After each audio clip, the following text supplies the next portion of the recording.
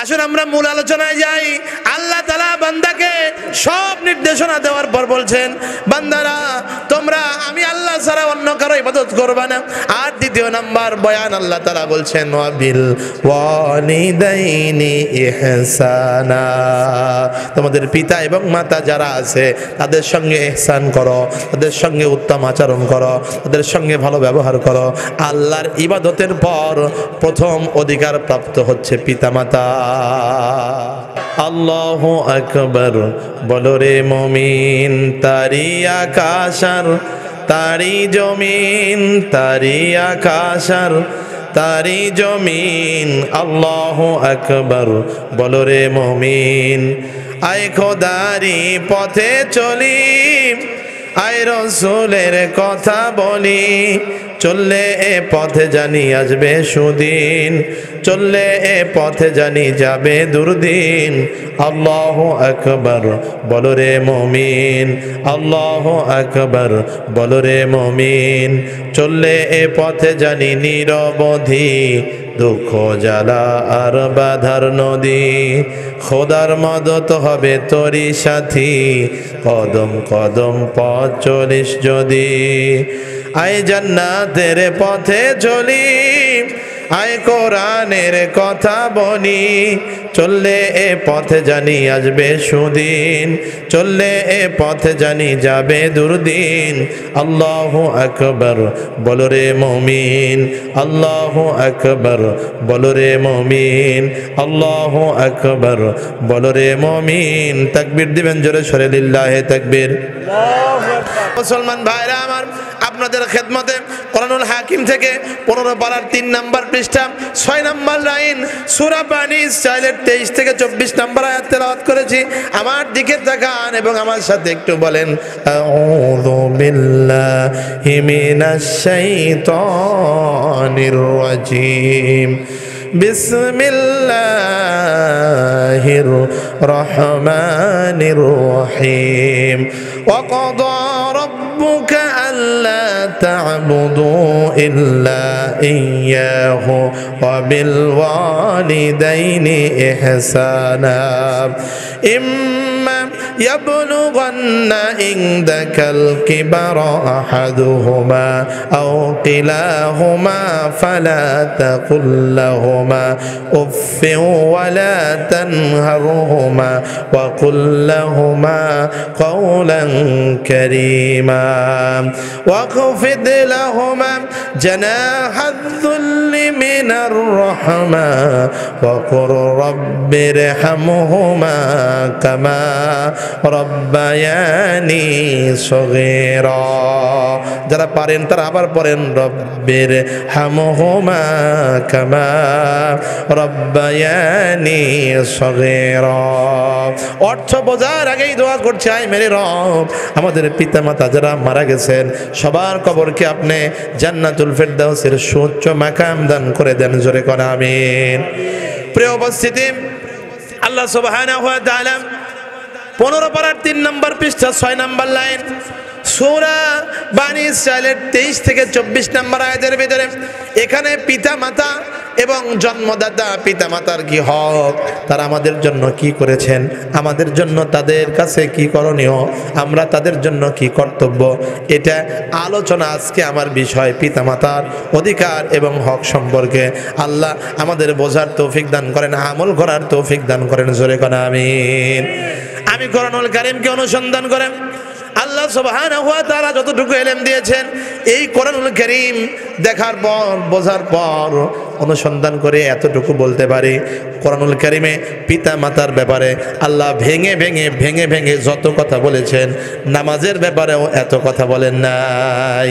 আল্লাহ শুধু বলেছেন আকিমুস সালাত, নামাজ কায়েম করো, ওয়া আতুজ যাকাত, যাকাত দাও। কয় রাকাত পড়তে হবে, কিভাবে পড়তে হবে, পুরা কোরআনুল কারীমের ভিতরে নাই। নবীজি সাল্লাল্লাহু আলাইহি ওয়াসাল্লাম হাদিসে পাকের ভিতরে খোলাসা করেছেন, বর্ণনা করেছেন, কিন্তু পিতা মাতার সঙ্গে কি আচরণ করতে হবে, কি কথা বলতে হবে, কিভাবে ব্যবহার করতে হবে, বৃদ্ধ হয়ে গেলে কি আচরণ করতে হবে, আর সব কিছু রব্বে কারীম খোলাসা করে আমাদের কাছে পরিষ্কার করে এই কোরআনুল কারীমের ভিতরে বর্ণনা করেছেন। আল্লাহ আমাদের বোঝার এবং আমল করার তৌফিক দান করেন, জোরে কোন আমিন। প্রিয় মুসলমান ভাইরা আমার, আল্লাহ সুবহানাহু ওয়া তাআলা বলছেন ওয়াকাদা রাব্বুকা আল্লা তা'বুদু ইল্লা ইয়াহু, তোমার প্রভুর পক্ষ থেকে ফয়সালা হয়ে গিয়েছে ওয়াকাদা রাব্বুকা আল্লা তা'বুদু ইল্লা ইয়াহু ওয়া বিল ওয়ালিদাইনি ইহসানা, তোমার প্রভুর পক্ষ থেকে, তোমার রবের পক্ষ থেকে, রব্বে কারীমের পক্ষ থেকে ফয়সালা হয়ে গিয়েছে আল্লাহ ছাড়া অন্য কারো ইবাদত করা যাবে না, আল্লাহ ছাড়া অন্য কারো গোলামি করা যাবে না, আল্লাহ ছাড়া অন্য কারো দাসত্ব করা যাবে না, আল্লাহ ছাড়া অন্য কারো পূজা করা যাবে না। একমাত্র গোলামি, ইবাদত, দাসত্ব পর উপযুক্ত আমার রব, আপনার রব। জোরে সরে কনকে আরো জোরে খে আল্লাহ সুবহানাহু ওয়া তাআলা এই কথাটাই কোরআনুল কারীমের সূরা বানী ইসরাঈলের 23 থেকে 24 নম্বর আয়াতের 23 নম্বর আয়াতের প্রথম দিকেই বলছেন ওয়াকাদা রাব্বুকা আল্লা তা'বুদু ইল্লা ইয়াহু ওয়া বিল ওয়ালিদাইনি ইহসানা, তোমার প্রভু ঘোষণা করছেন আল্লাহ ছাড়া অন্য কারো ইবাদত করা যাবে না, একমাত্র ইবাদত হবে রবের। জমিন যার, আইন চলবে তার। জোরে কোন জমিন যার, এই জমিনে আল্লাহর আইন বাস্তবায়ন হোক, এটা কি আপনারা চান? কারা কারা চান তারা তারা একটু হাত জাগান। সত্যি চান? এই জোরে কোন চান? আল্লাহর জমিনে আল্লাহর আইন বাস্তবায়ন হলে এর চাইতে ভালো কথা আর কিছু হতে পারে না।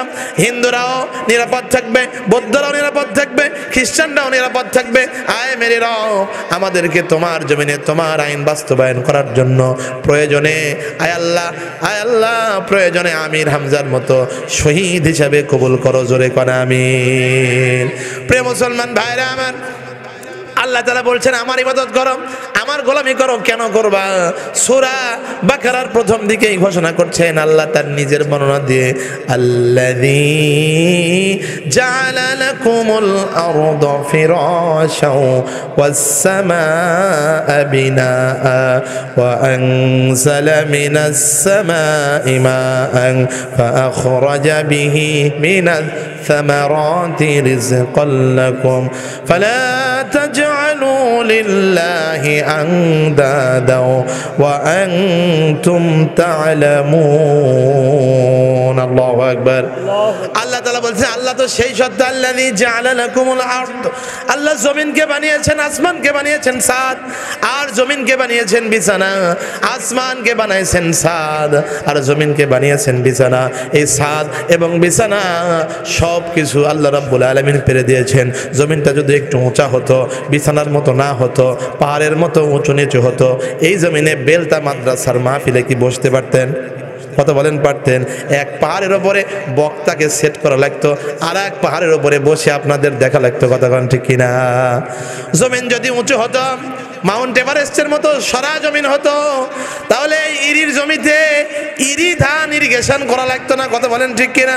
খালি জুম চাষ করতো আর চা বাগানে চা রোপণ করতো, চা সংগ্রহ করতো। ভাত খাওয়ার কিন্তু কোনো বুদ্ধি ছিল না।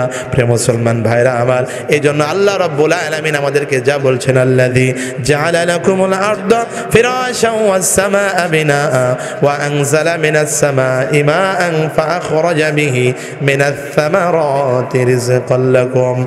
আল্লাহ তাআলা আসমান থেকে পানি বর্ষণ করেন। এই কথাটাই বলছেন, জমিনের ভিতরে পানি যখন পৌঁছে যায়, চৈত্র মাসের যে বড় বড় ফাটা, এই ফাটাগুলো বন্ধ হয়ে যায়। জমির ভিতরে যখন বীজ বপন করা যায়, এর থেকে আল্লাহ তাআলা ফসল উৎপাদন করেন। আল্লাহ আমাদেরকে ফসল উৎপাদন করে রিজিকের বন্দোবস্ত করেন। জোরে কোন সুবহানাল্লাহ। মানুষ মনে করে তারা মনে হয় না খেয়ে থাকবে, না খেয়ে মারা যাবে। না না রে মুসলমান, হাদিসের ভিতরে এসেছে, কিতাবের ভিতরে এসেছে, আল্লাহ সুবহানাহু ওয়া তাআলা জমিনের ভিতরে যতটুকু জমিন রেখেছেন তার 3 গুণ পানি রেখেছেন। তার মানে হচ্ছে 3 ভাগ জল, 1 ভাগ স্থল। কথা কোন ঠিক কিনা?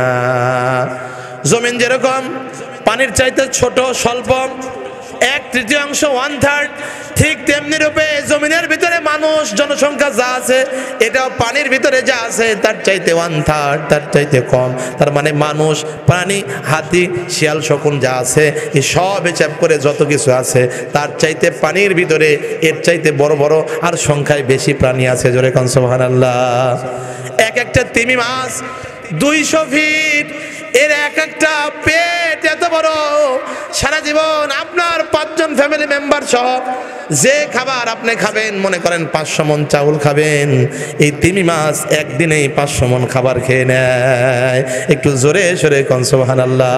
তাহলে বলেন তো আপনাকে আমাকে খাওয়ানো কঠিন না তিমি মাছকে খাওয়ানো কঠিন? আল্লাহর কাছে কিচ্ছু কঠিন না। ওয়াল্লাহু খায়রুর রাযিকিন। আল্লাহু আকবার। আল্লাহ উত্তম রিজিক দাতা, আল্লাহ পালন করতাম। আল্লাহ আমাদের অক্সিজেন দেন, আল্লাহ আমাদের নাকের জায়গায় নাক দিয়েছেন, চোখের জায়গায় চোখ দিয়েছেন।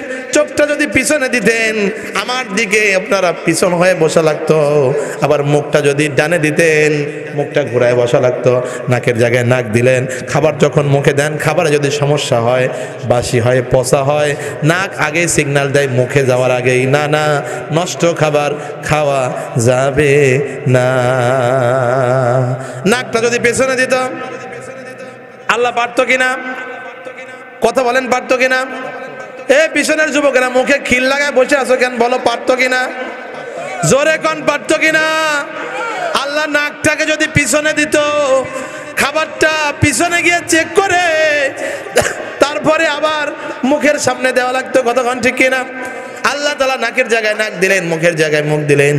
এবার সূরা বানী ইসরাঈলের 23 নম্বর আয়াতের ভিতরে বলছেন, বান্দারে আমি আল্লাহ তোমাকে হুকুম করলাম খবরদার আমি ছাড়া নিজের মাথাটাকে অন্য কারো দরবারে দিবা না। হযরতে আলী বলেছেন রাদিয়াল্লাহু তাআলা আনহু, স্ত্রী যেরকম স্বামীর জন্য খাস, স্বামী অন্য কোনো পুরুষের উপস্থিতি স্ত্রীর কাছে পছন্দ করেন না, স্ত্রীর ওপরে খুশি হন না, বরং এত রাগ করেন প্রয়োজনে তালাক দিয়ে দেয়। ঠিক তদ্রূপ আল্লাহর কাছে কপালটা খাস, এই কপালটা আল্লাহ ছাড়া অন্য কারে দরবারে নত করা যাবে না। যুবকরা বোঝা যায় আমাদের দেশে একটা সংস্কৃতি চালু হয়েছে, মোমবাতি প্রজ্বলন করা, শহীদ মিনারে ফুল দেওয়া। আমি শহীদদের নাজাতের পক্ষে। আল্লাহ পাক 24 সালে যারা জীবন দিয়েছেন, 71-এ যারা জীবন দিয়েছে তাদের কবরকে জান্নাতুল ফেরদাউসের আলা মাকাম বানায় দেন। জোরে কোন আমিন, আরো জোরে আমিন। কিন্তু মুসলমানের ইবাদত হবে নবীজি যেভাবে শিখিয়েছে সেইভাবে। শহীদ মিনারে সকালবেলায় ফুল দিলেন, বিকেল বেলায় গিয়ে দেখেন ফুল একটাও নাই। কে বা কারা নিল? আশপাশের যারা টোকাই ছিল সব ফুল চুরি করে নিয়ে যায়। কতক্ষণ ঠিক কিনা? জোরে বলেন ঠিক কিনা? শহীদ মিনারে ফুল দিয়ে নয়, 1 মিনিট নীরবতা পালন করে নয়, বরং আল্লাহর দরবারে 1 মিনিট প্রার্থনা করো। ইহুদি নাসারা বৌদ্ধ খ্রিস্টানদের শেখানো ট্র্যাডিশন 1 মিনিট নীরবতা পালন করা। না না, মুসলমানের সন্তান নীরব থাকবে কেন? মুসলমান 1 মিনিট নীরবে রবের কাছে প্রার্থনা করবে, আয় মেরে রব আমাদের দেশের শহীদদের আপনি জান্নাতুল ফেরদাউসের আলা মাকামের অধিবাসী হিসেবে কবুল করেন। জোরে কোন আমিন। আসুন আমরা মূল আলোচনায় যাই। আল্লাহ তাআলা বান্দাকে সব নির্দেশনা দেওয়ার পর বলছেন, বান্দারা তোমরা আমি আল্লাহ ছাড়া অন্য কারো ইবাদত করবে না।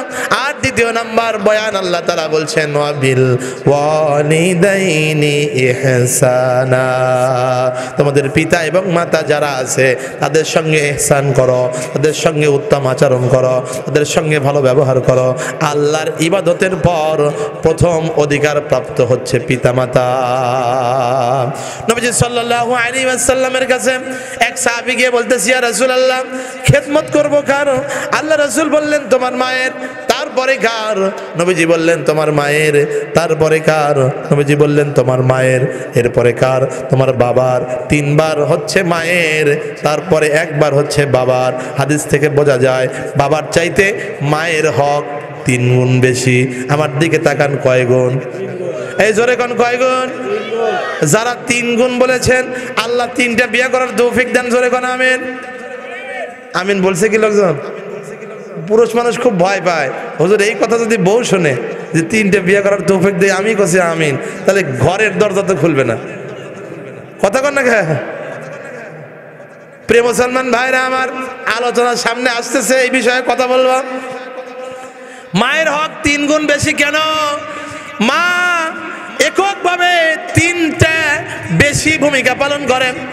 1 নাম্বার হচ্ছে মা পেটের ভিতরে বাচ্চাকে 10 মাস গর্ভে ধারণ করে। 2 নাম্বার মা ডেলিভারির প্রসব বেদনা সহ্য করে। আর 3 নাম্বার মা 2 বছর বুকের দুগ্ধ পান করায়। এই 3টা জায়গায় বাবার কোনো অবদান নাই। বাবা পেটেও ধারণ করে না, 10 মাস কষ্ট সহ্য করে না, আবার ডেলিভারির কষ্ট করে না সহ্য, আবার 2 বছর দুধ পান করাও না। এই 3টা কষ্ট বেশি করার কারণে আমার আল্লাহ সুবহানাহু ওয়া তাআলা মায়ের হক মর্যাদা 3 গুণ বাড়ায় দিয়েছেন। জোরে কোন সুবহানাল্লাহ। তাদের মা বেঁচে আছে তারা একটু হাত জাগান, আর তাদের বাবা বেঁচে আছে তারা বাম হাত জাগান, 2 হাতে জাগান। তাদের বাপ মা কেউ নাই, তারা আপনারা হাত জাগায়েন না। এই পিতামাতা খুব সম্পদ। আজকে যেরকম হাত জাগিয়েছেন, এই হাত দ্বারা পিতামাতার আল্লাহ খেদমত করার তৌফিক দান করেন। জোরে সোরে আমিন, আরো জোরে আমিন। প্রিয় মুসলমান ভাইরা আমার, যারা জাগাইতে পারে নাই, রব্বে কারীমের কাছে দোয়া করে আল্লাহ তাদের পিতামাতার কবরটা জান্নাতের টুকরা বানায় দেন। জোরে কোন আমিন। সাল্লাল্লাহু আলাইহি ওয়াসাল্লামকে প্রশ্ন করলেন, ইয়া রাসূলুল্লাহ, আমি যুদ্ধের ময়দানে যাব, পিতা মাতা নিষেধ করে। আল্লাহ রাসূল বললেন যে ফিরে যাও, জিহাদের ময়দানে যাওয়ার দরকার নাই, তোমার বৃদ্ধ পিতা মাতার খেদমত করো, রব তোমার উপরে সন্তুষ্ট। জোরে কোন সুবহানাল্লাহ। আল্লাহ আমাদের পিতা মাতার খেদমত করার তৌফিক দান করেন। জোরে কোন আমিন। নবীজি সাল্লাল্লাহু আলাইহি ওয়াসাল্লাম ঘোষণা করছেন, পিতা মাতার সন্তুষ্টিতে আল্লাহ সন্তুষ্ট, আর পিতা মাতার অসন্তুষ্টিতে আল্লাহ অসন্তুষ্ট। পিতা মাতা যদি অসন্তুষ্ট হয়, হজ ওমরা কোনো কাজে লাগবে না। আমার কথা কি বোঝা যায়? জোরে কোন যায়? নবীজি সাল্লাল্লাহু আলাইহি ওয়াসাল্লামের একজন সাহাবী ছিলেন, নাম হচ্ছে সাইয়েদনা হযরতে আলকামা রাদিয়াল্লাহু তাআলা আনহু। আলকামা রাদিয়াল্লাহু তাআলা আনহু বিশ্বনবীর হাতে গড়া সাহাবী। বিশ্বনবী সাল্লাল্লাহু আলাইহি সাল্লামের হাতে হাত দিয়ে পড়ে নিল, লা ইলাহা ইল্লাল্লাহু মুহাম্মাদুর রাসূলুল্লাহ সাল্লাল্লাহু আলাইহি ওয়াসাল্লাম নবীজির হাতে হাত দিয়ে কালেমা পড়ছে, সাহাবী হয়েছেন। এর চেয়ে বড় সৌভাগ্য আর কিছু হতে পারে? প্রিয় মুসলমান ভাইরা আমার, বিশ্বনবীর হাতে হাত দিলেন, কালেমা বললেন। আল্লাহ রাসূল এর সঙ্গে নামাজ পড়ে, রোজা করে, হজ করে, যাকাত দেয়। আলকামা এরকম করতে করতে মৃত্যুর সময় এসে গেছে। আলকামাকে বলা হলো, আলকামা তুমি কালেমা পড়ো, কালেমা পড়ো। তার মানে হচ্ছে তার মজলিসের চারদিকে বসে কালেমার তালকিন করা হচ্ছে। কোন মুমূর্ষ ব্যক্তি যদি মারা যায়, এরকম সময় উপস্থিত হয়ে যায়, এলাকার মুসলমানদের কর্তব্য হচ্ছে তাদের আশপাশে বসে, ওই সকল লোকদের আশপাশে বসে আস্তে আস্তে কালেমা পড়া যেন তার কানে যায়। কিন্তু জবান দ্বারা বলা যাবে না যে পড়ো পড়ো পড়ো, কারণ মৃত্যুর যে কষ্ট ওই সময় সে অস্বীকারও করতে পারে। কথা কোন ঠিক কিনা? প্রিয় মুসলমান ভাইরা আমার, আলকামার সামনে কালেমার তালকিন করা হচ্ছে, কিন্তু জবান দ্বারা কালেমা বের হয় না। হযরতে সাইয়েদনা আলকামা রাদিয়াল্লাহু তাআলা আনহু উনি যখন কালেমা পড়তে পারে না, তার স্ত্রী চলে গেছে বিশ্বনবীর দরবারে। বিশ্বনবীর কদমে চলে গিয়ে বলতেছে, ইয়া রাসূলুল্লাহ, আপনার সাহাবী আলকামা, তাকে কালেমার তালকিন করা হচ্ছে কিন্তু কালেমা পড়তে পারে না, আপনি একটু মেহেরবানি করে তার জন্য দোয়া করেন। আল্লাহ রাসূল সাল্লাল্লাহু আলাইহি ওয়াসাল্লাম হযরতে আলী, বেলাল, সালমান আর আম্মার রিদওয়ানুল্লাহি তাআলা আলাইহিম আজমাইন 4 জন সাহাবীকে পাঠিয়ে দিলেন। 4 জন সাহাবী আলকামার সাথে কাছে গেল। হযরতে বেলাল ঘুরে আসলো, বলল, ইয়া রাসূলুল্লাহ, সত্যি তো আলকামা কালেমা পড়তে পারে না। নবীজি সাল্লাল্লাহু আলাইহি সাল্লাম বললেন, বেলাল রে, চলে যাও তার মায়ের কাছে। বেলাল রাদিয়াল্লাহু আনহু তার মায়ের কাছে যাবেন। রাসূল বলে দিলেন, গিয়ে বলো আমি রাসূল তাকে ডেকেছি, যদি সম্ভব হয়, শারীরিক সামর্থ্য থাকে, উঠা বসার ক্ষমতা থাকে, তাহলে তিনি যেন আমার দরবারে আসে, আর যদি না থাকে তাহলে আমি রাসূল তার দরবারে যাব। আল্লাহ আমাদের রাসূলের মর্যাদা মর্যাদাকে বেশি বেশি বুলন্দ করেন। জোরে জোরে কোন আল্লাহুম্মা আমিন, আরো জোরে আমিন। আয় আল্লাহ, তোমার বান্দা যারা বলেছে আমিন, জাহান্নাম থেকে বাঁচায়া গোটা পরিবার সহ জান্নাতে ঢোকানোর জন্য তুমি নিজেই হয়ে যাও জামিন। জোরে কোন আমিন। প্রিয় মুসলমান ভাইরা আমার, আলকামার মা আস্তে আস্তে করে লাঠিতে ভর করে আসলো, রসুলকে সালাম জানাইলো। নবীজি বললেন, আলকামার মা, তোমার সন্তান, আপনার সন্তান কেমন ছিল? আলকামা ভালো ছিল, আপনার সঙ্গে চলেছে, নামাজ রোজা হজ জাকাত সব করেছে। আল্লাহ রাসূল বললেন, না রে মা, আমি তো এই কথা শুনতে চাই নাই, তোমার কাছে তোমার সঙ্গে আলকামা কি আচরণ করত। আলকামার মা এবার বলতেছি, ইয়া রাসূলুল্লাহ, উনি কেঁদে দিলেন আর বললেন, ইয়া রাসূলুল্লাহ, ইয়া হাবিবাল্লাহ, আমার সঙ্গে আলকামা তার স্ত্রী এবং আমার মধ্যে যদি কোনো মত পার্থক্য দেখা দিত, আমার সন্তান সব সময় স্ত্রীর পক্ষ নিত। একটু জোরে বলেন, কার পক্ষ নিত? স্ত্রীর পক্ষ নিত। হযরতে আলকামা রাদিয়াল্লাহু তাআলা আনহুর মা যখন এই কথা বললাম, রাসূল বুঝে ফেললেন, বেলালকে নির্দেশনা দিলেন, বেলাল রে, বিশাল বড় একটা অগ্নিকুণ্ড তৈরি করো, কাঠ সংগ্রহ করো, আগুন লাগায় দাও, আলকামাকে আগুনের ভিতরে ফেলে দাও। হযরতে আলকামার মা কেঁদে দিলেন, বললেন, ইয়া রাসূলুল্লাহ, আমার চোখের সামনে আমার সন্তানকে জ্বালায় দেবেন, আমি মা সহ্য করতে পারবো না। আল্লাহ রাসূল বললেন, আলকামার মা রে, এর চাইতে কোটি গুণ বেশি জাহান্নামের আগুনের ভিতরে তোমার সন্তানকে জ্বালানো হবে যদি না তার মুখ দিয়ে কালেমা বের হয়। যদি তুমি তাকে মাফ না করে দাও, তাহলে সে কালেমা পড়তে পারবে না, বেঈমান অবস্থায় মারা যাবে, তাহলে তার কবরটা জাহান্নামের আগুন দিয়ে ভরে যাবে। এর চাইতে দুনিয়ায় তাকে পোড়ায় মারা ভালো। মা সহ্য করতে পারলেন না, বললেন, ইয়া রাসূলুল্লাহ, আপনি সাক্ষী থাকেন, আমি আমার সন্তানকে মাফ করে দিলাম। হযরত বেলালকে বললেন, বেলাল রে, দৌড় দাও। বেলাল দৌড় দিলেন রাদিয়াল্লাহু তাআলা আনহু, মায়ের কাছে থেকে আলকামা রাদিয়াল্লাহু আনহুর কাছে গেলেন, দেখলেন উনি পড়ছেন, লা ইলাহা ইল্লাল্লাহু মুহাম্মাদুর রাসূলুল্লাহ। একটু পড়েন না, লা ইলাহা ইল্লাল্লাহু মুহাম্মাদুর রাসূলুল্লাহ সাল্লাল্লাহু আলাইহি ওয়াসাল্লাম। নবীজি সাল্লাল্লাহু আলাইহি ওয়াসাল্লাম আলকামাকে দাফন করার পর ঘোষণা করলেন, রে আমার সাহাবারা, তোমরা যারা এই রকম করে তোমার মাকে গুরুত্ব দিবা না, স্ত্রীর পক্ষ অবলম্বন করবা, শরীয়ত সম্মত কারণ ব্যতীত যদি মাকে অখুশি করো, স্ত্রীকে খুশি করো, মায়ের চোখ দিয়ে পানি বের হয়, তাহলে মৃত্যুর সময়ে তোমাদের অবস্থা এরকম হবে। আল্লাহ আমাদের পিতা মাতাকে সন্তুষ্ট করার তৌফিক দান করেন। জোরে কোন আমিন, আরো জোরে আমিন। কেমন অধিকার দিয়েছেন? পিতা মাতার অধিকার এত বেশি, নফল নামাজের ভিতরে দাঁড়ায় গেছেন, আপনার মা অসুস্থ মুমূর্ষ, আপনাকে ডাকতেছে, বেটা নে, নামাজ ছেড়ে দিয়ে পিতা মাতার ডাকে সাড়া দিতে হবে। আল্লাহ কত বড় গ্যারান্টি দিছে, নামাজের ভিতরে দাঁড়ায় আছেন, আল্লাহর হক আদায় করতেছেন, কিন্তু নামাজ, নফল নামাজ ছেড়ে দিয়ে পিতা মাতার আগে খেদমত করেন, পরে আবার নফল নামাজ তুলে নেন। একটু জোরে সরে কোন সুবহানাল্লাহ। প্রিয় মুসলমান ভাইরা আমার, এই জায়গা থেকে শিক্ষা হচ্ছে পিতামাতার খেদমত করতে হবে। কিন্তু অনেক পিতামাতা এমন আছে, ইসলামিক কোনো জ্ঞান নাই। ছেলের বউ কোনো কাজে হয়তো অসন্তুষ্ট হয়েছে, ছেলের বউয়ের কোনো কাজে অসন্তুষ্ট হয়েছে, মা নিয়াত করেছে, মানত করেছে, তোর বউকে তালাক না দিলে ভাত খাবো না। কোনো কারণ নাই, কোনো কারণ নাই। দুই একটা কথা, হাড়ির সাথে হাড়ি থাকলে এক জায়গায় লাগে কিনা? কত কয় না লাগে কিনা? লাগে।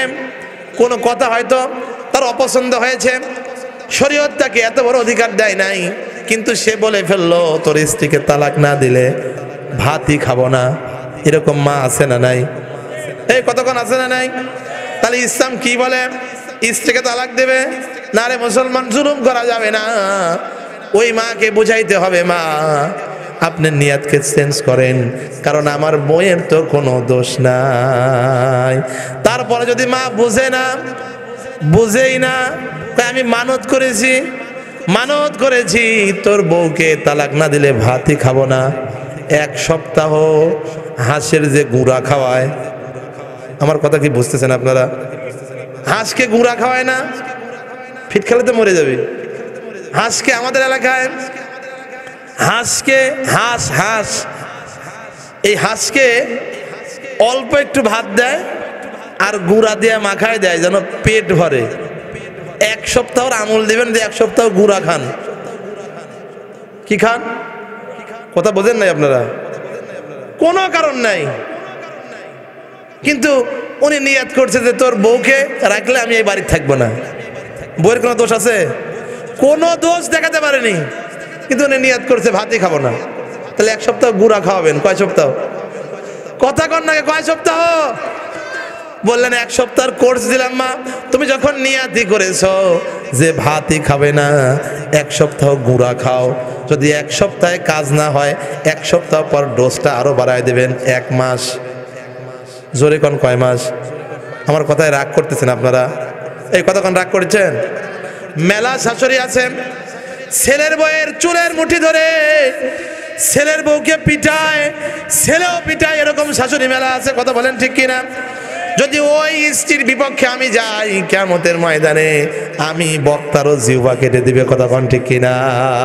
কারণ ইসলাম মা হোক বাবা হোক স্ত্রী হোক জালেমকে পছন্দ করেন না, মাজলুমের পক্ষ আল্লাহ সব সময় অবলম্বন করেন। আমাদের পিতা মাতাকে বোঝার তৌফিক দান করুক। জোরে কোন আমিন। 1 মাসেও কাজ হয়নি, মা কথাই শোনে না।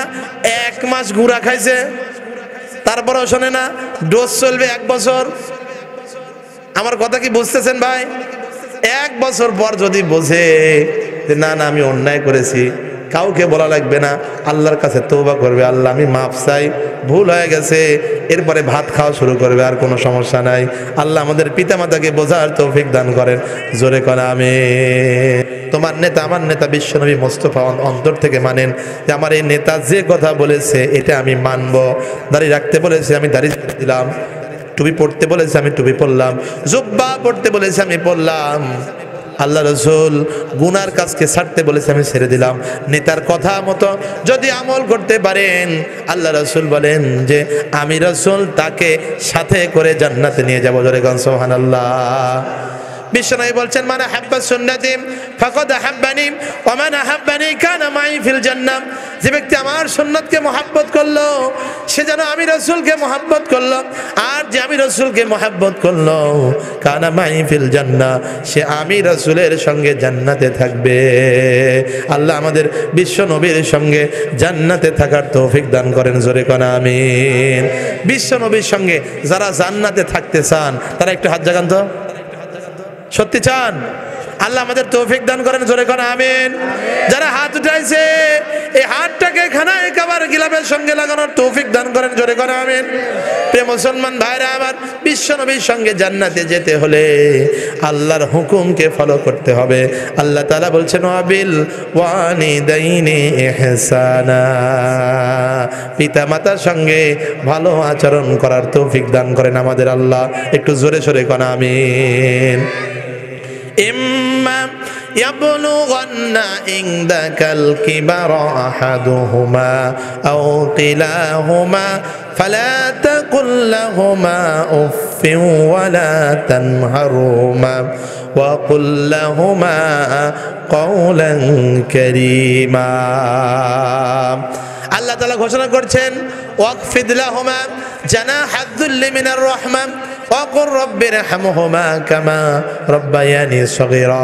আল্লাহ সুবহানাহু ওয়া তাআলা প্রথম আদেশ দেওয়ার পরে অবিল ওয়ালিদাইনি ইহসানা, এরপরে বলছেন ইম্মা ইয়াবলুগান্না ইনদাকাল কিবার আহাদুহুমা আও কিলাহুমা, তাদের 2 জন অথবা 1 জন যদি বৃদ্ধ অবস্থায় উপনীত হয়, আহাদুহুমা আও কিলাহুমা ফালা তাকুল লাহুমা উফফিন।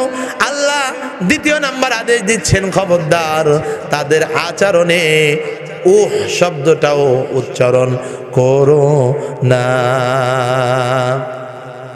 বিছানায় পড়ে গেছে, পেশাব করে বিছানা ভিজিয়ে দিয়েছে।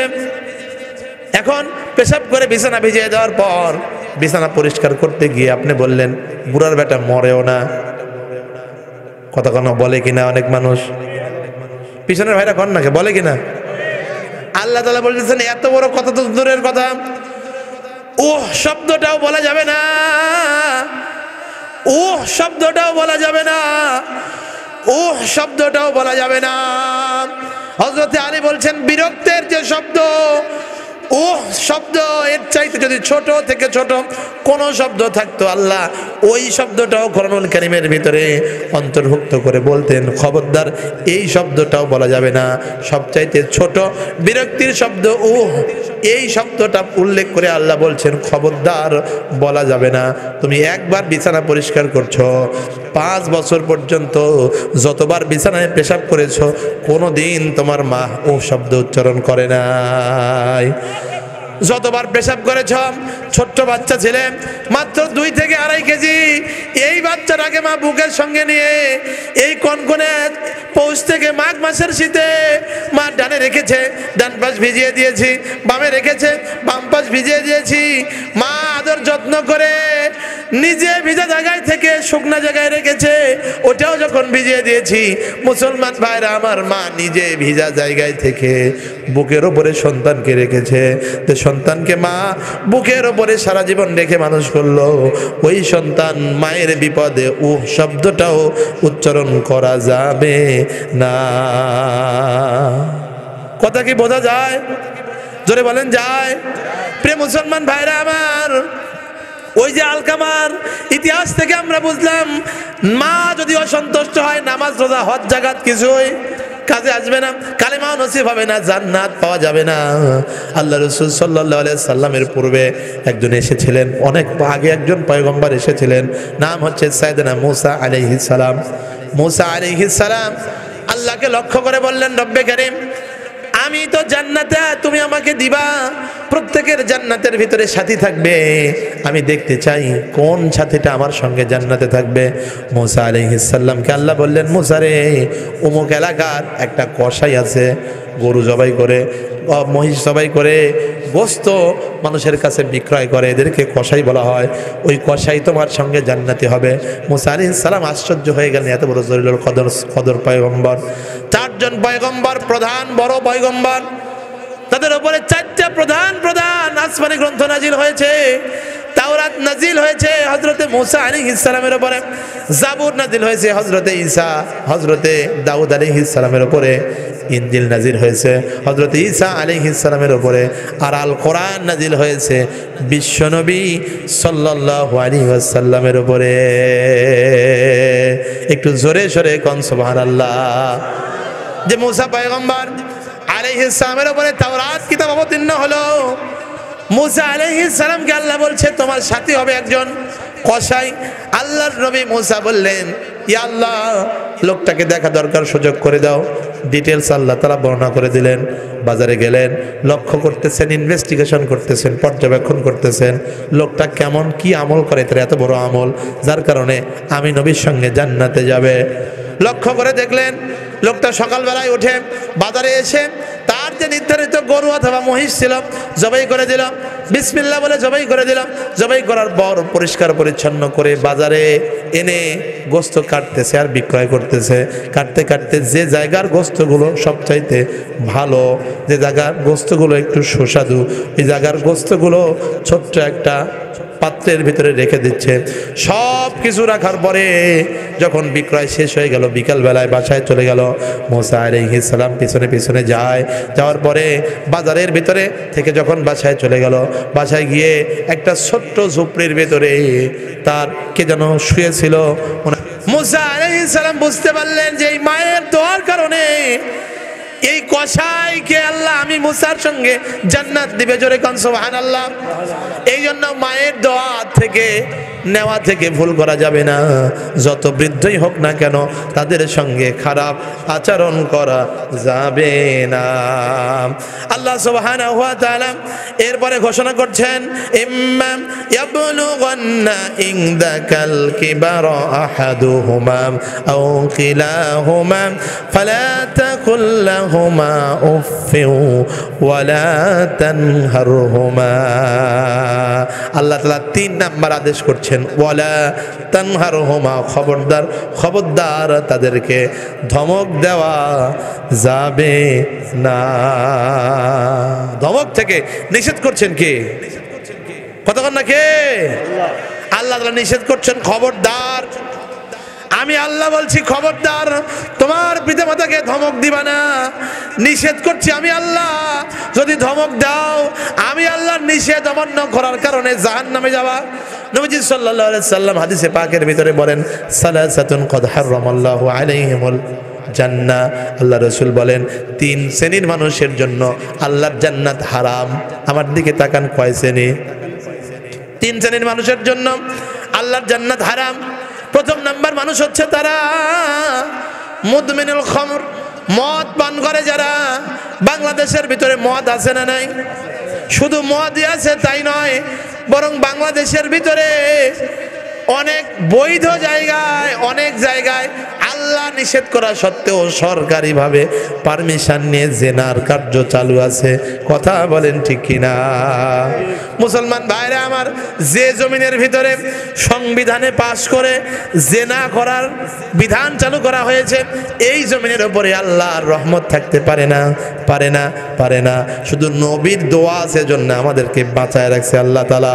প্রিয় মুসলমান ভাইরা, এই জন্য ইসলাম যদি ক্ষমতায় যায়, এই দেহ ব্যবসায়ীদের এই কাজটা অন্তত বন্ধ করতে হবে। কতক্ষণ ঠিক কিনা? বিভিন্ন জায়গায় পতিতালয় আছে, পতিতালয়ের ভিতরে ট্রেড লাইসেন্স আছে, বিভিন্ন জায়গায় পুলিশ পাহারা দিয়ে অবৈধ কার্যকে সম্পন্ন করার জন্য ট্র্যাডিশন দিয়ে রাখছে। এই জায়গাগুলোকে বন্ধ করতে হবে। জমিনের ভিতরে যখন গুনাহ হয় তখন আল্লাহর পক্ষ থেকে আযাব নাজিল হয়। জমিন থেকে এই গুনার কাজকে বন্ধ করতে হবে। প্রয়োজনে তাদেরকে কর্মসংস্থানের ব্যবস্থা করতে হবে, ধর্মীয় জীবন যাপনের জন্য উৎসাহিত করতে হবে। প্রয়োজনে মাসে ভাতা দেওয়া হবে, তাও গুনাহ করানো যাবে না।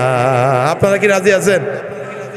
মুসা আলাইহিস সালাম ওই লোকটার সঙ্গে দেখা করলেন আর বললেন, এই ভাই আমার, তুমি জানো নাকি আমি কে? কয় আমি তো চিনি না। ভাই আমি হচ্ছে সেই পয়গম্বর আল্লাহর নবী মুসা। তোমার মা দোয়া করেছে, যার কারণে আল্লাহ তোমাকে আমার সঙ্গে জান্নাত দিবে। জোরে কোন সুবহানাল্লাহ। প্রিয় মুসলমান ভাইরা আমার, এই জন্যই পিতামাতার খেদমত করতে হবে। নবীজি বলছেন, সালাসাতুন কদ হারামাল্লাহু আলাইহিমুল জান্নাহ, 3 শ্রেণীর মানুষকে আল্লাহ জান্নাত থেকে মাহরুম করবেন। জান্নাত তাদের জন্য হারাম। জান্নাত যদি হারাম হয়, উনি কি ঢুকতে পারবে? কার কথা? নবীজির কথা। 1 নাম্বার হচ্ছে মুদমিনুল খামার, যারা মদ পান করে সদা সর্বদা। 2 নাম্বার হচ্ছে ওয়ালাকু, যারা পিতা মাতার নাফরমানি করে। অনেক সন্তান আছে, পিতামাতা ভালো এক জায়গায় বিয়ে দেবে, কিন্তু পিতামাতার নাফরমানি করে নিজের পছন্দে একজন তাসমেটের সঙ্গে হাতে হাত থেকে বাসা থেকে বের হয়ে চলে যায়। ও বোন, পর্দার অন্তরাল থেকে তুমি যে শুনতেছো, খুব মনোযোগের সাথে শোনো। এমন মেয়ে অনেক আছে, যাওয়ার পরে টাকা পয়সা গয়না যা আছে সব নিয়ে নেয়।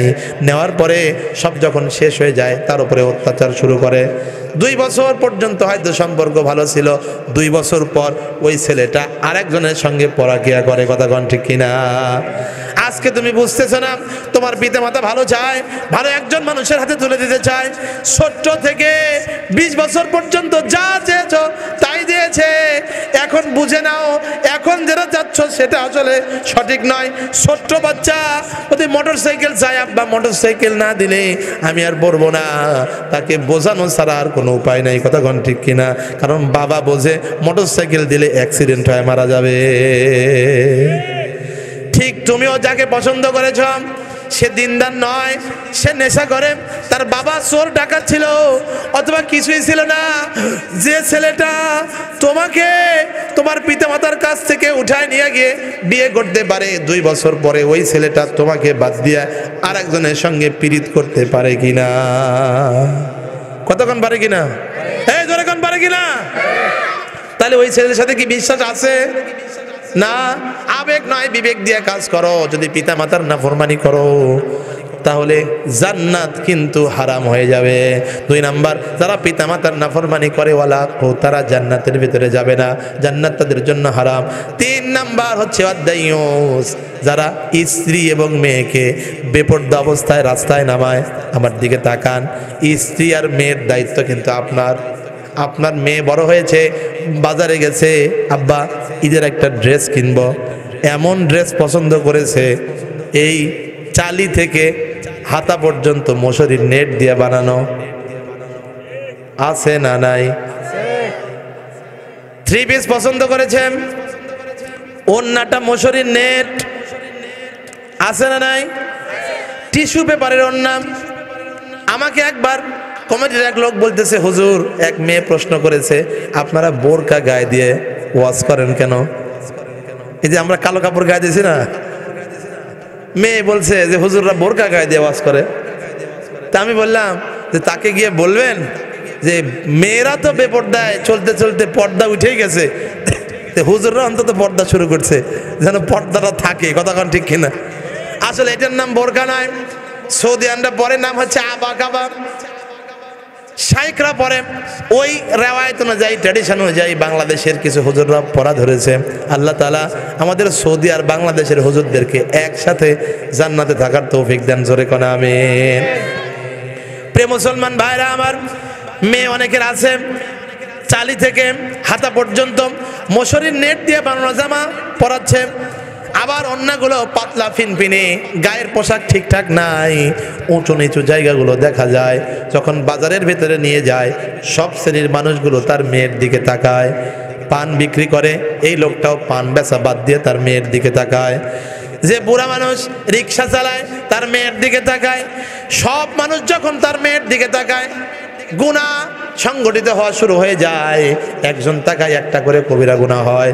বাজারে 1 ঘন্টা আপনার মেয়ে থাকলো আপনার সাথে সাথে, মানুষগুলো 1 ঘন্টা ধরে আপনার মেয়েকে দেখলো, 1000 মানুষ 1000 বার দৃষ্টি দিছে, 1000 কবিরা গুনাহ, সম পরিমাণ গুনাহ আপনার আমল নামায় আল্লাহ দিয়ে দেবে। কারণ তোমার উপস্থিতিতে তোমার সন্তান, তোমার মেয়ে যে পোশাক কিনেছে, এটা দিয়ে পর্দা হয় না। এই জন্য যারা বেপর্দায় স্ত্রীকে চালায়, গুনাহের কাজকে সংগঠিত করে, এদেরকে দায়ুস বলা হয়। আল্লাহ রাসূল বলেন, দায়ুসও জান্নাতের ভিতরে যাবে না। আল্লাহ আমাদের জান্নাতে থাকার তৌফিক দান করেন, জোরে কোন আমিন। আর জোরে আল্লাহুম্মা আমিন। প্রিয় মুসলমান ভাইরা আমার, কোথায় যাবেন? নবীজির বিধান ছাড়া বাঁচার কোনো উপায় নাই। বিশ্বনবী মুহাম্মদ রাসূলুল্লাহ সাল্লাল্লাহু আলাইহি ওয়াসাল্লাম বলেছেন, পিতামাতার সন্তুষ্টি আমাদের জান্নাতে যাওয়ার কারণ, আর পিতামাতার অসন্তুষ্টি জাহান্নামের ভিতরে নিয়ে যাবে। আল্লাহ আমাদের পিতামাতার সন্তুষ্টি অর্জনের তৌফিক দান করেন, জোরে কোন আমিন। ওয়াকফিদ লাহুমা জানাহাযুল্লি মিনার রাহমা। আল্লাহ তাআলা বলছেন যে এরপরে তোমাদের জন্য উচিত হবে তাদের জন্য রহমতের ডানা বিছায় দেওয়া। তার মানে হচ্ছে তোমার সংসারের সম্পদ এবং সন্তান সব কিছুকে পিতামাতার জন্য উজাড় করে দেবে, যেন তোমার সম্পদ দিয়ে পিতামাতার খেদমত করা হয়। আল্লাহ তৌফিক দান করুক, জোরে কোন আমিন। বাইজিদ বোস্তামি রহমাতুল্লাহ আলাইহি, ছোট্ট মানুষ, ছোট্ট বালক, এই যে ছোট্ট বালক, বোস্তাম নগরীতে তার বাসা ছিল। ছোট্ট বালক, পিতার অনুপস্থিতিতে মা অসুস্থ হয়ে গেছে। রাতের বেলায় গভীর রজনীতে মা পানি চাইল। হযরতে বাইজিদ বোস্তামি রহমাতুল্লাহ আলাইহি দেখেন অসুস্থ মায়ের শিয়রের পাশে যে পানির পাত্রটা ছিল, এই পানির পাত্রের ভিতরে পানি নাই, কলসের ভিতরে পানি নাই। বহুদূর পথ, পাহাড়ের ঝর্ণা, ওইখান থেকে পানি আনতে হবে। কি করলো, কি করবে? একটুখানি চিন্তা করার পর কলসটা কাঁধে নিল। ঠিক ঝর্ণা পর্যন্ত পৌঁছাইতে অনেক সময় লেগে গেল। ঝর্ণা পর্যন্ত যাওয়ার পরে আবার যখন পানি নিয়ে রুমের ভিতরে আসলো, তাকায় দেখে মা ঘুমায় গেছে। বাইজিদ বোস্তামি রহমাতুল্লাহ আলাইহি পানির গ্লাসটার ভেতরে পানি ঢেলে মায়ের শিওরে দাঁড়ায় আছে। ছোট্ট বালক, পৌষ মাসের শীতের দিনে কনকন করে কাঁপতেছে, দাঁড়ায় আছে। ঠিক যখন ফজরের আজান দিয়ে দিল, মায়ের ঘুম ভেঙে যায়। মা এবার বলতেছে, বাইজিদ বেটা আমার দাঁড়ায় আছো কেন? বাইজিদ বলতেছে, আম্মা জান, রাতের বেলায় পানি চেয়েছিলেন, কলসের ভিতরে পানি ছিল না, পানি আনতে গিয়ে দেরি হয়ে গেছে, আসার পরে দেখি ঘুমায় গেছেন, যার কারণে পানি নিয়ে দাঁড়ায় আছি। বেটা তুমি ঘুমায় গেলে না কেন? ভাই মা আমি যদি ঘুমায় যাই আবার যদি আপনি পানি চান পানি দিতে পারবো না, অন্যায় হয়ে যাবে, এই জন্য দাঁড়ায় আছি। বাইজিদের মা পানি নিয়ে বিসমিল্লাহ বলে পান করলেন, ফজরের নামাজ পড়লেন। যাই নামাজে বসে মা এবার চোখের পানি ছেড়ে দিয়ে বলতেছেন, রব্বে কারীম আজকে আমার বাচ্চা বাইজিদ আমার সঙ্গে যে আচরণ করেছে, আমি মা আমার কলিজা ঠান্ডা হয়ে গেছে। আল্লাহ আজকে চোখে পানি নিয়ে তোমার দরবারে দোয়া করি, আমার বাইজিদকে তুমি সুলতানুল আরিফিন বানায় দিও, অলিকুল শিরোমণি বানায় দিও। ইতিহাস প্রমাণ করে ওই জামানায় বাইজিদ রহমাতুল্লাহ আলাইহির মতো আর কোনো বুজুর্গ হয় নাই। আল্লাহ তাআলা ওই জামানার শ্রেষ্ঠ বুজুর্গ হিসেবে তাকে কবুল করেছেন। জোরে সরে কোন সুবহানাল্লাহ, আরো জোরে কোন মারহাবা। আমি ছোট্ট একটা উপমা দেই। আপনি সারা জীবন কামাই করবেন, আপনার হবে হয়তো 2 লাখ টাকা, কিন্তু আপনি যদি ওর থেকে 50,000 টাকা পিতামাতার কাছে খেদমত করেন, আপনার 200 কোটি টাকার মালিক বানায় দিতে পারে কে? এক মানুষ প্রতিদিন মাছ মারার জন্য জমিনের ভিতরে যায়, পানিতে জাল ফেলে মাছ মারে, মাছগুলো বিক্রয় করে জীবন অতিবাহিত হয়। প্রতিদিন তার ইনকাম হচ্ছে 500 টাকা। এইবার মাছ মারার জন্য গেছে, জাল ফেলার পরে জালের ভিতরে একটা মাছ বেঁধেছে। এই মাছটার নাম হচ্ছে কাঁকড়া মাছ। আমার দিকে তাকান, কি মাছ? বড় বড় ঠোঁটাল আছে মাছটা, কি মাছ? কাঁকড়া মাছ। কাঁকড়া মাছ কত বড় হয়? লম্বায় 9 ইঞ্চি, নাহলে 1 ফুট, সর্বোচ্চ 350 গ্রাম, তার চেয়ে বেশি নয়। কিন্তু এই বেচারা যে কাঁকড়া মাছ পাইছে, এই কাঁকড়া মাছটা 38 কেজি। জোরে কোন সুবহানাল্লাহ। কয় কেজি? আচ্ছা আপনারা কি কাঁকড়া মাছের মাথা খাইছেন? কে কে খাইছেন হাত জাগান তো। কেউ খান নাই, কারণ কেমনে খাবেন? এই কাঁকড়া মাছ যখন রান্না করার জন্য স্ত্রীকে দেওয়া হয়, স্ত্রী আগে মাথায় অপারেশন করে পৃথক করে ফেলে দেয়। কথা কোন ঠিক কিনা? কাঁকড়া মাছ যেটা পাইছে, এই কাঁকড়া মাছের ওজন হচ্ছে 38 কেজি। প্রতি কেজির দাম 500। কত টাকা? এই জোরে কোন কত টাকা? প্রতি কেজির দাম 500 টাকা। বাজারে বিক্রয় করেছে 19,000 টাকায়। কয় হাজার টাকায়? আচ্ছা বলেন তো, সে সারাদিন মাছ মারলে কি 19,000 টাকা পেত? হয়তো তার কোনো আমল আছে, পিতামাতার খেদমত, যার কারণে আল্লাহ তাআলা তার রিজিকের ভিতরে বরকত দান করেছেন। জোরে কোন সুবহানাল্লাহ। হাদিসের কিতাবের ভিতরে স্পষ্ট এসেছে, কোন ব্যক্তি যদি চায় তার সম্পদ সমৃদ্ধ হোক, টাকা পয়সা বেশি হোক, তার ধন সম্পদ জমে জমা বেশি হোক, সে যেন পিতামাতার খেদমত করে। পিতামাতার খেদমত করলে আল্লাহর রিজিকের ভিতরে বরকত দেন। আল্লাহ আমাদের রিজিককে বাড়ায় দেন। জোরে কোন আমিন। আর যুবকরা মনে করে যে আমি যে 20,000 টাকা বেতন পাই, এর থেকে যদি বাপ মার কাছে খরচ করা হয় তাহলে তো কমে যায়, মনে করে না? ওই জন্য বইয়ের হাতে মুরিদ হয়। এই যুবক এবার বাপ মাকে বলতেছে, আব্বা ভিন্ন হব, আমি আর তোমাদের সঙ্গে থাকবো না। কেন রে বেটা, কেন? কয় না মা আমার বউকে দেখতেই পারে না। এবার শুরু হয়ে গেছে ঝামেলা। দেখতে পারলেও তার ভালো লাগে না, দেখতে পারলেও আর ভালো লাগে না। এই যুবক খবরদার, খবরদার, যে পিতামাতা তোমাকে এতদিন পর্যন্ত মানুষ করলো, ওই পিতামাতাকে জিন্দা থাকতে পৃথক করে দিবা না। রাজি আছো? এই যুবকরা রাজি আছো? তাদের পিতামাতা বেঁচে আছে, তারা হাত তুলো। লিল্লাহে তাকবীর। বলো ইয়া আল্লাহ, আমাদেরকে পিতামাতার বাধ্য এবং অনুগত সন্তান হয়ে জীবন যাপন করার তৌফিক দান করেন। জোরে কোন আমিন। আমিন। বিয়ের পরে পিতামাতাকে ভিন্ন করে দিব না, দিব না। বিয়ের পর বাবা মাকে পৃথক করে বলতেছে, কে কে কে বল না, দেখেন তো, ওরা কিন্তু ভিন্ন করে দিবি। অনেকে দিছে অলরেডি। কয় হুজুর আপনার ওয়াজের খাওয়া দিছে। জিব্রাইল আলাইহিস সালাম ওয়াজ করলো, বাপ মাকে ভাত দিব না। আছে না কিছু? তুমি কতদিন চলবে? তোমারও বেটা আছে, তোমার চুল সবসময় কাঁচা থাকবে না, ওটাও পাকে যাবে। যে সংসারের মালিক আজকে তুমি হয়েছো, এই সংসারের মালিক তোমার বাবা ছিল, দাদা ছিল, চলে গেছে। তুমিও অপেক্ষা করো, পিতাকে যে পর্যন্ত কষ্ট দিছো তোমার কষ্ট সমপরিমাণ হবে। কথা কোন ঠিক কিনা? একবার এক সন্তান তার পিতাকে মারতে মারতে বাড়ি থেকে অনেক দূর পর্যন্ত নিয়ে গেছে। নির্ধারিত একটা জায়গার পরে পিতা বলতেছে, বেটারে আর মারিস না, আর সামনে নিয়ে যাস না। বেটা আবার জিজ্ঞাসা করে, আব্বা এত দূর পর্যন্ত আসলেন আর সামনে যাবেন না, কারণটা কি? ভাই বেটারে, আমি আমার আব্বাকে মারতে মারতে এই জায়গা পর্যন্ত এনেছিলাম, তুই যদি এর চাইতেও বেশি যাস, তোর যে বেটা হয়েছে, তোর বেটা কিন্তু তোকে মারতে মারতে তোর বর্ডারও ক্রস করবে। কথা কি বোঝা যায়? এই কথা কোন যায়? আর যদি বেটা না হয়, মেয়ে তো বিয়ে দিবেন, দিবেন না? জামাইয়ের আচরণকে আল্লাহ ওইরকম করে দিবে। আপনার বাড়িতে থাকবে, কিন্তু আপনি বুড়া হওয়ার পর আপনাকে আর ভালো লাগবে না।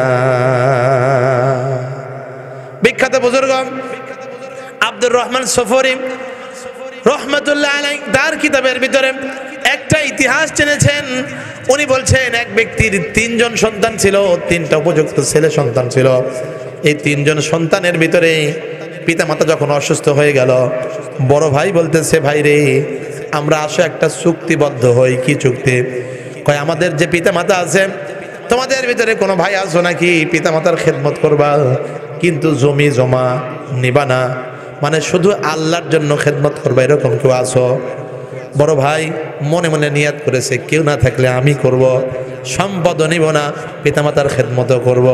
2 ভাই ওরা খুব দুনিয়াদার, ওরা কয়, আমাদের কি ঠেকা পড়ছে, খেদমতও করব, আবার টাকা পয়সা সম্পত্তিও নেব না, ওই কাজ আমার দ্বারা হবে না।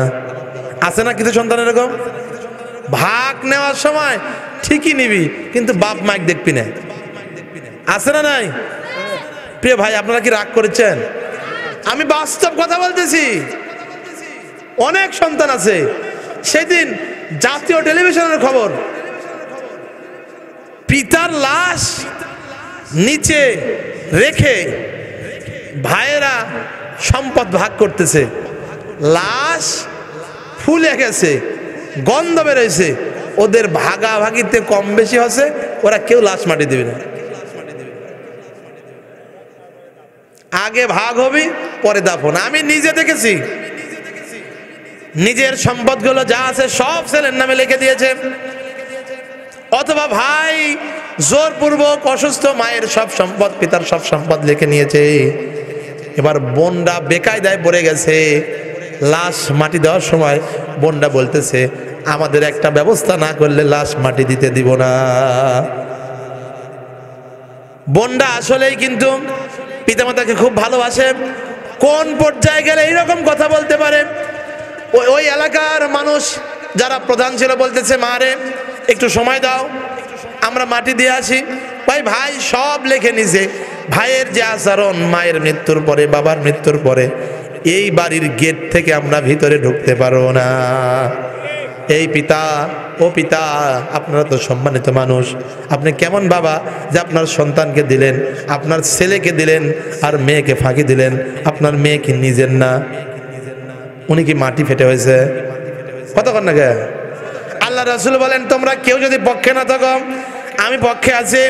নবীজি সাল্লাল্লাহু আলাইহি ওয়াসাল্লাম বলেন, যে বাবা তার পিতা এবং মাতা হয়ে নিজের মেয়েকে ওয়ারিস হিসেবে ফাঁকি দিল, সব সম্পদ হজ করার সময় সন্তান ছেলেও আছে মেয়েও আছে, কিন্তু ছেলেকে লিখে দিয়ে বলতেছে, মারে তোর জন্য খানায় খাবার গিলাপ ধরে দোয়া করব।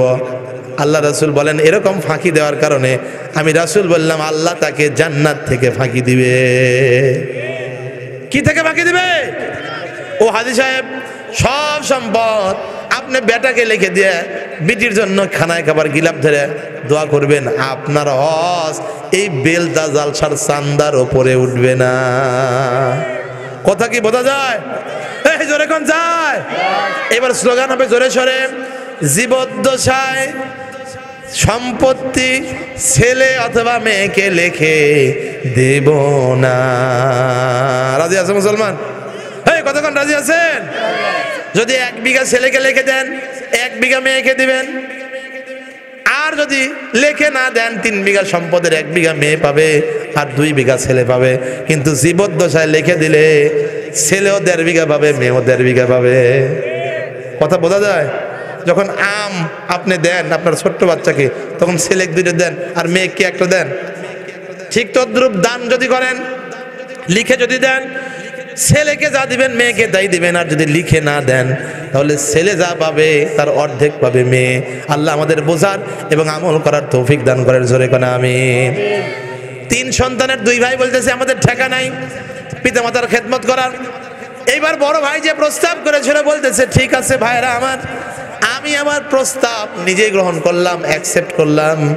যদি তোমরা খেদমত না করো তাহলে আমাকে সুযোগ দাও, আমি খেদমতও করব। মৃত্যুর পরে পিতামাতার সম্পদ থেকে ভাগও নিব না। আল্লাহর জন্য উনি খেদমত করা শুরু করে দিলেন। খেদমত করতে করতে, যখন খেদমত করতে করতে অনেক দিন হয়ে গেল, পিতামাতা এবার মারা যায়। মৃত্যুর পর যখন দাফন কার্য সম্পন্ন করা হলো, দাফন কার্য সম্পাদন করার পরে এবার রাতের বেলায় ছেলে ঘুমায় আছে, সম্পদের কোনো ভাগ নেয় নাই। ওই 2 ভাইকে সব দান করে দিছে, রাতের বেলায় ঘুমায় আছে। এবার উনি স্বপ্নে দেখতেছে অমুক জায়গায় 1000 স্বর্ণ মুদ্রা আছে, এই স্বর্ণ মুদ্রা তুমি নাও, এই স্বর্ণ মুদ্রা তোমাকে দেওয়া হলো। ঘুমের ভেতরে প্রশ্ন করেছে, এই 1000 স্বর্ণ মুদ্রায় কি কোনো বরকত আছে? তাকে বলা হলো না না, 1000 স্বর্ণ মুদ্রায় কোনো বরকত নাই। উনি সকালবেলায় জানো নাই, নেনো নাই। স্ত্রীকে শুধু বর্ণনা করলো। স্ত্রী বলতেছে তাড়াতাড়ি করে যান, জায়গাটা কোথায় আমাকে বলেন। স্ত্রীদের অনেক সময় লোভ একটু বেশি হয়, কথা কি বোঝা যায়? আবার অনেক স্ত্রী আছে তাদের সব কিছু উজাড় করে দিয়ে, তাদের সম্পদ, কানের জিনিস, নাকের ফুল, সব কিছু স্বামীকে দিয়ে খুশি হয়। স্বামী গাঁজাও খায়, কানের জিনিস বিক্রি করেছে, তাও স্বামীকে কষ্ট দিতে চায় না। কতক্ষণ ঠিক কিনা? এই যুবক, বিয়ের পর যদি ওই বউকে কষ্ট দাও যে তোমার ভালো চায়, ওই বউকে যদি তুমি কষ্ট দাও, তোমার কোনো জান্নাত নাই নাই নাই। কথা বোঝা যায়? আল্লাহ রাসূল বলেন, ওই স্বামী জান্নাতি যে অবস্থায় মারা গেল, তার স্ত্রী তার উপরে সন্তুষ্ট, ওই স্বামী জান্নাতি। আবার ওই স্ত্রী জান্নাতি যে এই অবস্থায় মারা গেল, তার স্বামী তার উপরে সন্তুষ্ট, ওই স্ত্রীকেও জান্নাতের মালিক বানায় দিবেন কে? বড় সন্তান পরের দিন ঘুমায় আছে, ঘুমায় থাকার পরে স্বপ্নে দেখতেছে অমুক জায়গায় 10,000 স্বর্ণ মুদ্রা আছে, তুমি নিয়ে আসো। ভাইয়ের ভেতরে কি বরকত আছে? ভাই না, এর ভেতরে বরকত নাই। উনি সকালবেলায় ওঠেনও নাই, নেনও নাই। স্ত্রীকে জানাইলেন এটা ঘটেছে। স্ত্রী বলতেছেন জায়গা দেখায় দাও, উনি দেখায় দেন নাই। 3য় রাত্রে, 3rd নাইটে উনি বসে আছেন, উনি ঘুমায় আছেন। ঘুমের ভেতরে একজন স্বপ্ন দেখে বলতেছে, কে আছো? কে আছো?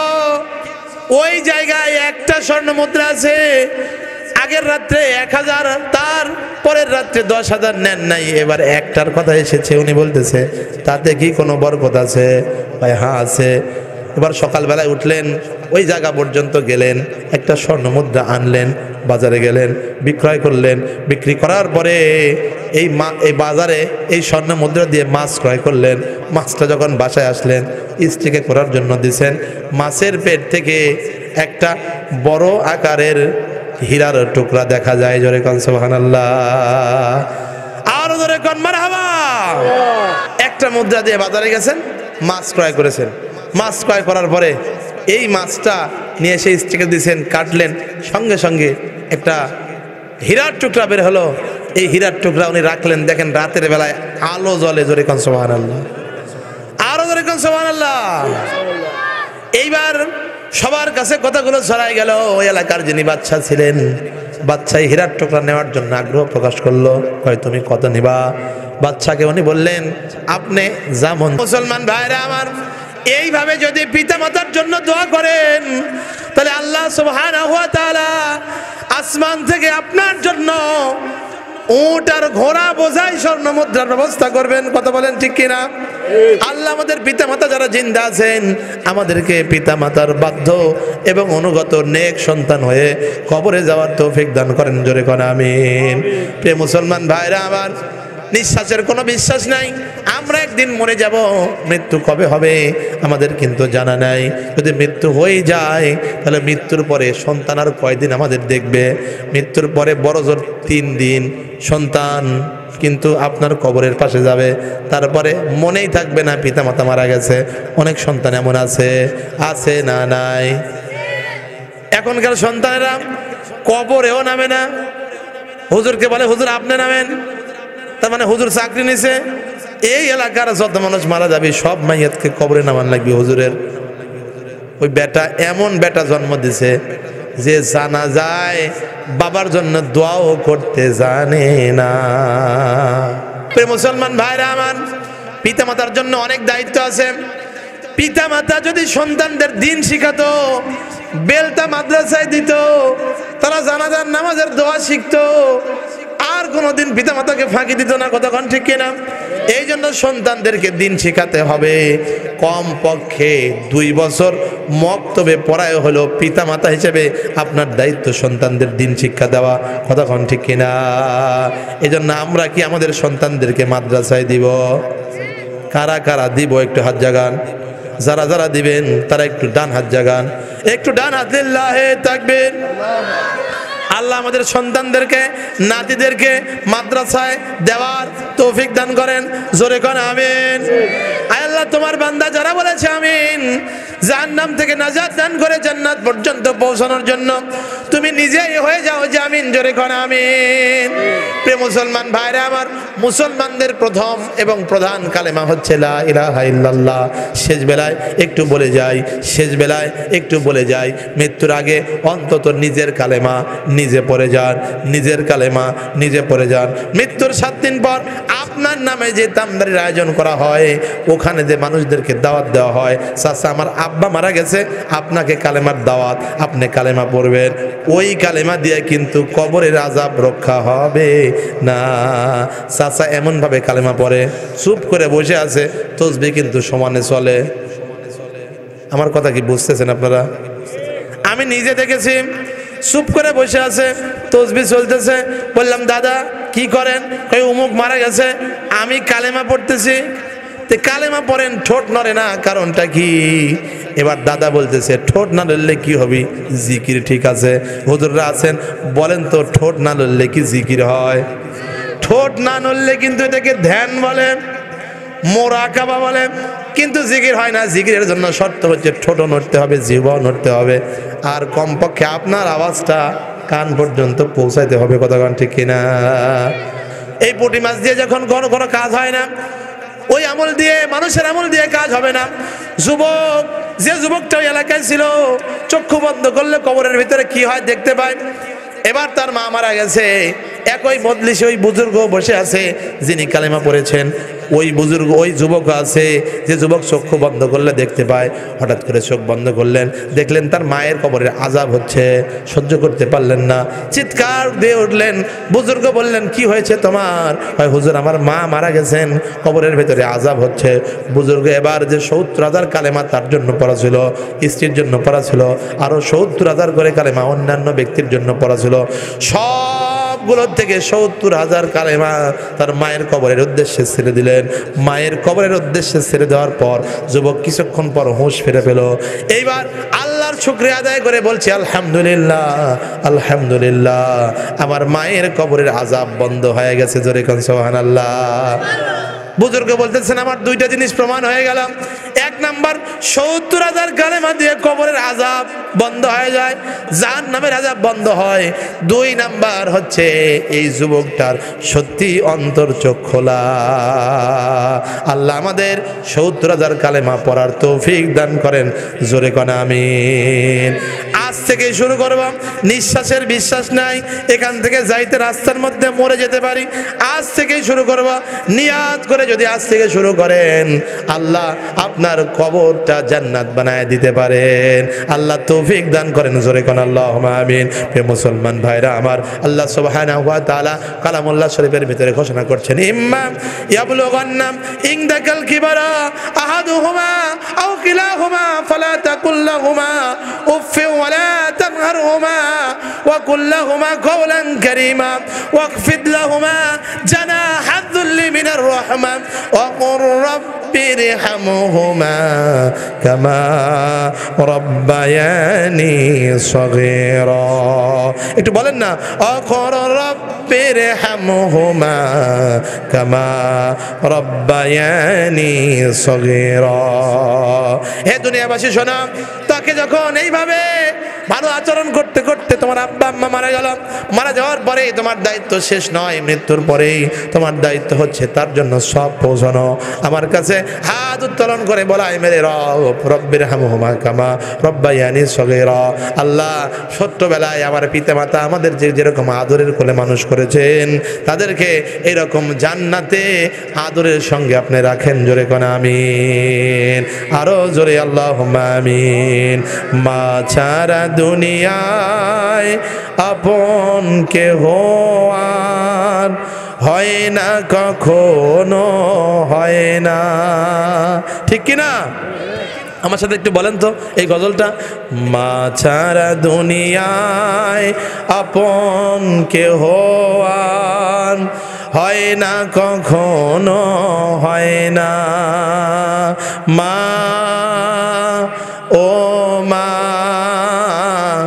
মা আমার মা, দুঃখ সুখের অনুভূতি গুলো স্বার্থের রঙে বদলায় বারে বার। মায়ের ভালোবাসা স্নেহ মমতার ভাষা, মায়ের ভালোবাসা স্নেহ মমতার ভাষা বদলায় না তো কোনো দিন। নিয়তির টানে কারাও ভানে দুনিয়া ছেড়ে চলে যায় মা। মা, ও মা, মা আমার মা, মা, ও মা, মা আমার মা। আয় আল্লাহ, আজকে গভীর রাত্রিতে দোয়া করি, মেহেরবানি করে এই তাহাজ্জুদের সময় দোয়া করছে, আল্লাহ আমাদের পিতা মাতা যারা ইন্তেকাল করে অন্ধকার কবরে গেছেন, তাদের কবরকে জান্নাতের টুকরা বানায় দেন, জোরে কোন আমিন। আরো জোরে আমিন। প্রিয় ভাই, এত কিছুর পরেও অনেক মানুষ তার পিতা মাতাকে বৃদ্ধাশ্রমে রেখে আছে, কথা কোন ঠিক কিনা? জোরে বলেন ঠিক কিনা? আজকে যে বৃদ্ধাশ্রমে আপনি আপনার পিতা মাতাকে রাখতেছেন, এই বৃদ্ধাশ্রমটাই আপনার জন্য প্রস্তুত হয়ে আছে, কথা কোন ঠিক কিনা? এক ছেলের বউ তার শাশুড়িকে খাবার দিত একটা মাটির পাত্রে। কিসের পাত্রে? এই কতক্ষণ কিসের পাত্রে? হঠাৎ করে এই পাত্রটা ছেলে খেলতে খেলতে একদিন ভেঙে ফেলে দিছে। এই পাত্র যখন ভাঙছে তখন ছেলে কাঁদতেছে, মা দৌড়া এসে বলতেছেন, বেটা কাঁদো কে? ভাই মা কাঁদতেছে এই জন্যে যে দাদিকে তুমি যে পাত্রে খাবার দাও এই পাত্রটা পরে ভেঙে গেছে। বেটা কাদা লাগবে না, এই পাত্রের দাম 5 টাকা, ওই পাত্র আবার তোমাকে কিনে দেব। ভাই না রে মা না, আমি এই জন্য কাঁদি না, আমি তো এই জন্য কাঁদি যে পাত্রে তুমি আমার দাদিকে খাওয়াও আজকে ওই পাত্রটা ভেঙে গেল। আমি তো পাত্রটা রিজার্ভ করে রাখতে চেয়েছিলাম, এই পাত্রে তুমি বুড়ি হয়ে গেলে তোমাকে খাওয়াবো। সুতরাং সন্তানেরা এখান থেকে শিক্ষা নাও, টিট ফর ট্যাট, যে আচরণ করবে সেই রকম ব্যবহার তুমি কিন্তু পাবে। আল্লাহ রসুল বলেছেন, আল্লাহ রসুলের হাদিস থেকে পাওয়া যায় সব শাস্তি আল্লাহ তাআলা আখিরাত থেকে শুরু করেন, মৃত্যুর পর থেকে। কিন্তু পিতা মাতার নাফরমানি এমন একটা শাস্তি, যে শাস্তিটা আল্লাহ দুনিয়ায় শুরু করে দেন। আপনি যে আচরণ করবেন আপনার সাথে সেম একই একই আচরণ অপেক্ষা করতেছে। এই জন্য যারা অন্যায় করেছেন আজকে তওবা করেন, আল্লাহ আমরা ভুল করেছি। পিতামাতা যদি মারা যায় তাহলে তাদের যে আত্মীয় স্বজন আছে তাদের সঙ্গে ভালো আচরণ করেন। কথা বোঝা যায়? আপনার চাচার সঙ্গে ভালো আচরণ করেন, মামার সঙ্গে, খালার সঙ্গে, আপনার দাদার সঙ্গে, অথবা আপনার যারা বড় আব্বা আছে তাদের সঙ্গে ভালো আচরণ করেন, বাবার যারা বন্ধু আছে তাদের সঙ্গে আচরণ করেন। আল্লাহ আমাদের তৌফিক দান করুক, জোরে কোন আমিন। খবরদার খবরদার বৃদ্ধাশ্রমে দিবেন না। আল্লাহ আমাদের পিতামাতাকে বৃদ্ধাশ্রম থেকে হেফাজত করেন, জোরে কোন আমিন।